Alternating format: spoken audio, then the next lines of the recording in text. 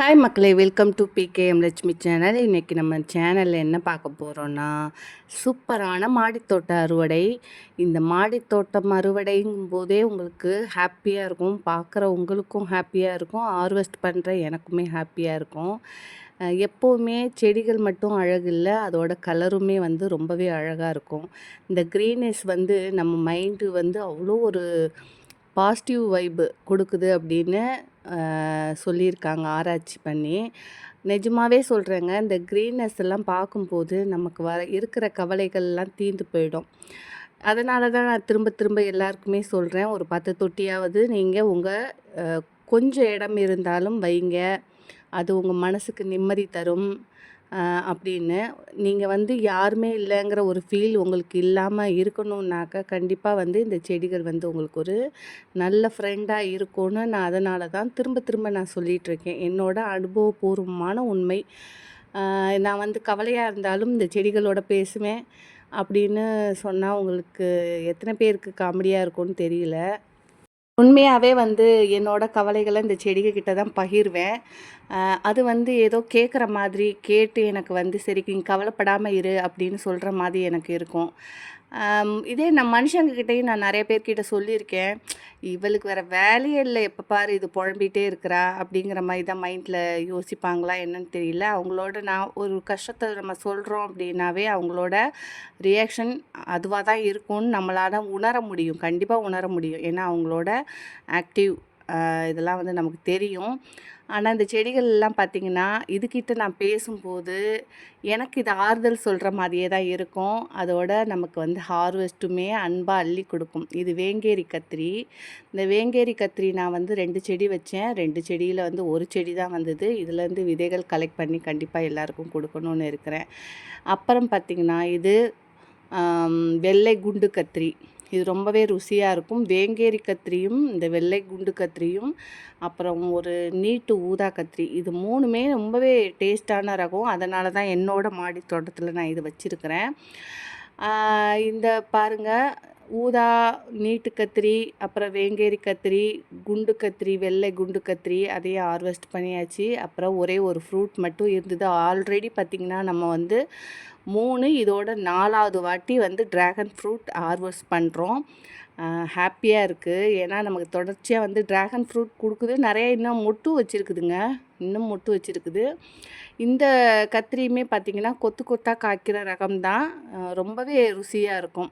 ரொம்பவே பார்க்கவும் அழகாக இருக்கும், வைலட் கலரில் நீளமாக. அதே மாதிரி ருசியுமே சூப்பராக இருக்கும். ஹார்வெஸ்ட்டும் அள்ளி தான் கொடுக்குங்க. இந்த மாதிரி ரகங்கள் தேடி போடும்போது அதோட பலன் அதிகமாக இருக்கும்.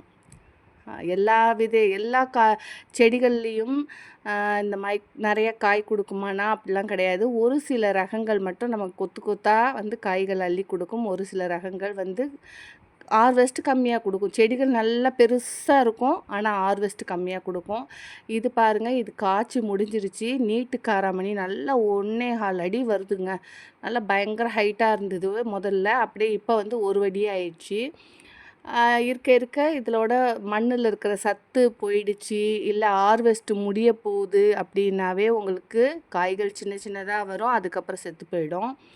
அது மாதிரி சரி ஓகே அப்படின்னு சொல்லிவிட்டு இன்றைக்கி நான் ஊருக்கு போகிறேன். அதாவது இன்றைக்கி வீடியோஸ் அப்லோட் பண்ணாலும் 2 நாளைக்கு முன்னாடி நான் ஊருக்கு கிளம்புறதுனால தான் இந்த ஹார்வெஸ்ட் பண்ணேன். அதுக்கப்புறம் கவந்தம்பாடி கத்திரி, இது பார்த்திங்கன்னா ருசியான ரகம் தான் இதுவுமே. நான் என்னன்னாக்கா, எனக்கு கத்திரிக்காய்னா ரொம்ப ரொம்ப இஷ்டங்க. ஆனால் எங்கள் வீட்டுக்காருக்கு கத்திரிக்காய்னா அலர்ஜி. அதனால் சரி ஓகே, கத்திரிக்காய் மட்டும் நான் சமைக்கும்போது ஃபுல்லாக 2 நாள் வச்சு நல்ல எண்ணெய் கத்திரிக்காய் மாதிரி சாப்பிடும்போது அதோட ருசியை நம்ம சொல்லவே முடியாது, அவ்வளோ சூப்பராக இருக்கும். சரி கத்திரிக்காயோட இங்கே பாருங்கள் கொஞ்சம் கீரை எடுத்துக்கலாம். அதோட சரி கொத்தவரங்காயுமே இருந்தது. ஊருக்கு போகும்போது நம்ம இதையுமே ஹார்வெஸ்ட் பண்ணிட்டு போகலாம். எங்கள் வீட்டுக்காருக்கு 15ஆம் தேதி பர்த்டே, அதனால் சரி கொஞ்சம் வீட்டில் ஹார்வெஸ்ட் பண்ண காய்கறிகளை ஹார்வெஸ்ட் பண்ணி எடுத்துகிட்டு போய் அவருக்கு சமைச்சு கொடுத்து ஒரு ஸ்வீட் பண்ணி கொடுத்து அவரை ஹாப்பி ஆக்கலாம் அப்படிங்கிறதுனால தான் கொஞ்சம் காயை ஹார்வெஸ்ட் பண்ணுறேன்.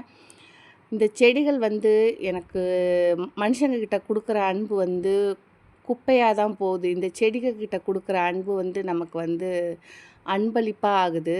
அதுதான் நான் கற்றுக்கிட்ட உண்மை. இது வந்து எத்தனை பேர் என் சொந்தக்காரங்க பார்ப்பாங்கன்னு எனக்கு தெரியாது. இருந்தாலுமே நான் என் மனசில் இருக்கிறதெல்லாம் நான் சொல்லிடணும் இல்லையா? ஏன்னா எனக்கு வந்து எதையும் மூடி மறைச்சி பேசி பழக்கம் கிடையாது. நான் நிறையா வந்து பார்த்துட்டேன். என்னோட கஷ்டங்கள்லாம் வந்து அதிகப்படுத்துகிற மாதிரி தான் வந்து ஜனங்கள் இருக்கிறாங்களே தவிர எனக்கு கஷ்டங்களை வந்து குறையிற மாதிரி இல்லை. இந்த செடிகள் வந்து எனக்கு கஷ்டத்தை குறைக்குது, என் மன நிம்மதி கொடுக்குது. அதனால் வந்து இதோட ஒன்றி இணையலாம். தற்சார்பு வாழ்க்கைம்பாங்கள்ல, அது மாதிரி வாழ கற்றுக்கிட்டேன். காட்டுக்குள்ளே போயிட்டு ஒரு 2 பேர் மட்டும் இருக்கிறாங்க, இல்லை ஒருத்தர் மட்டும் விட்டால் எப்படி இருக்கும், ஒரு ஹாப்பியாக இருக்குமோ அது மாதிரி தான் இந்த செடிகளோடையே நான் வந்து ஹாப்பியாக இருக்கேன். மனுஷங்களோட டிஸ்டர்பன்ஸ் இல்லாமலும் இருக்கிறேன். வீடு தான் எனக்கு வந்து கோவில். அதே மாதிரி என்னோட மாடி தோட்டம் தான் இயற்கையோடு ஒன்றி வாழ்கிற இடம், காடுன்னு நினச்சிக்குவேன் நான். இதை வந்து அப்படியே எனக்கு காடாக மாற்றணுங்கிற ஒரு ஆசை. அப்படியே ஒரு அமேசான் காட்டுக்குள்ளே வந்தால் எப்படி இருக்கும், அந்த மாதிரி நம்மளை சுற்றி அப்படி மாடி தோட்டத்துக்கு வந்தால் ஒரு காடு மாதிரி இருக்கணும் அப்படிங்கிற ஒரு ஆசையில், அதே நேரம் நம்ம மாடி தோட்டமும் வீணாகாமல் வெயிட் அதிகமாக ஏற்றாமல் என்னெல்லாம் பண்ணணுமோ அதுக்கான முயற்சியுமே நான் பார்த்துக்கிட்டே தான் இருக்கிறேன். அதனால்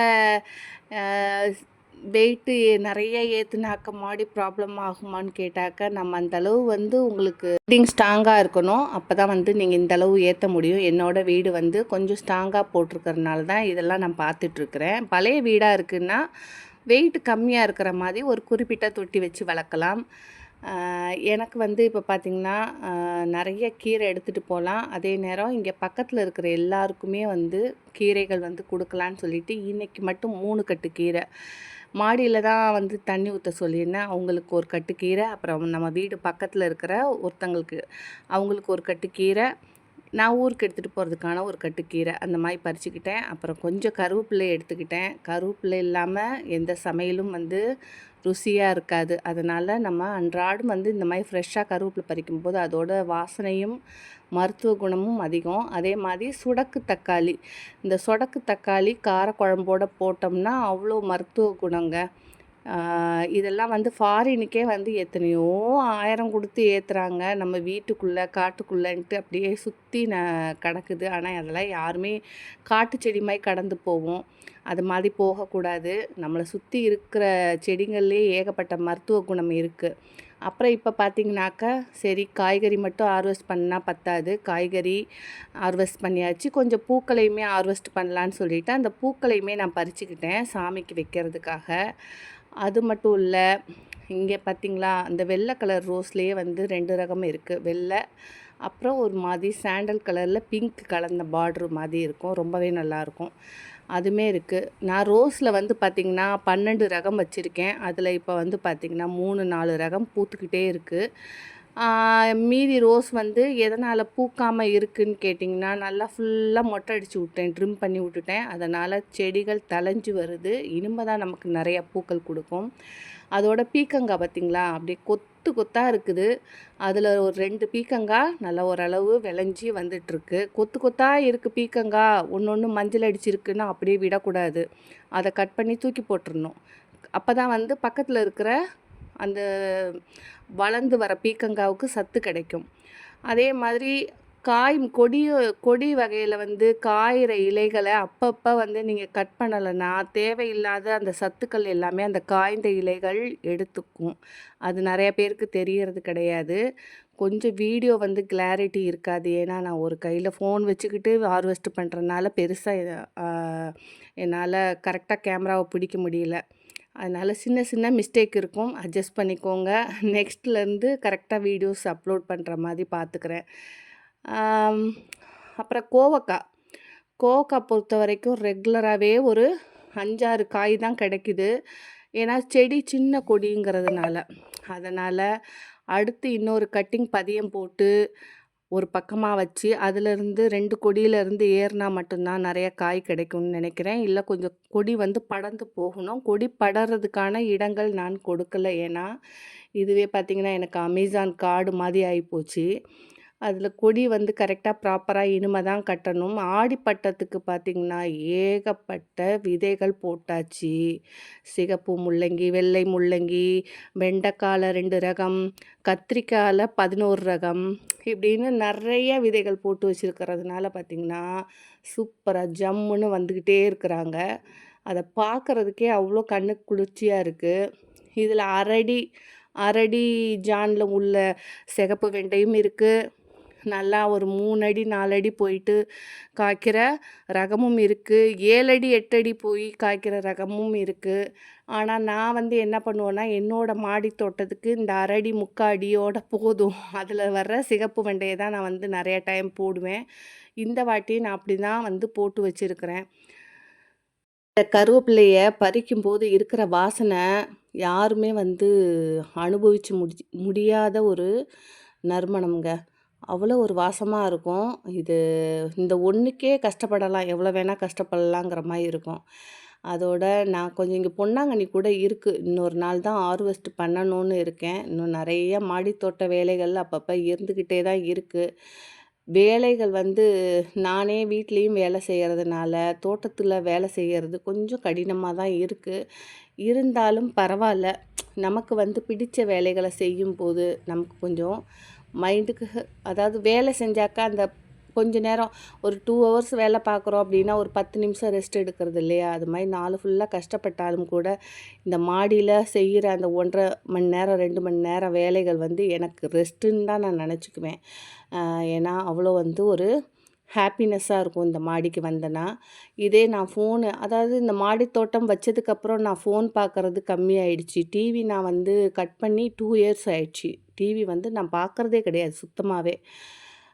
நானும் இந்த அளவு வந்து ஹார்வெஸ்ட் பண்ணி இதுக்கு மேலே வர நிறையாவே ஆடிப்பட்டத்துக்கு ஹார்வெஸ்ட் பண்ணி உங்களுக்கு வீடியோஸ் போடுவேன்னு நினைக்கிறேன். நீங்களும் வந்து உங்கள் மாடி தோட்டத்தில் வச்சு இந்த ஆடிப்பட்டத்துக்கு நிறைய ஹார்வெஸ்ட் பண்ணுங்கள். ஓகே, பாய் நண்பர்களே.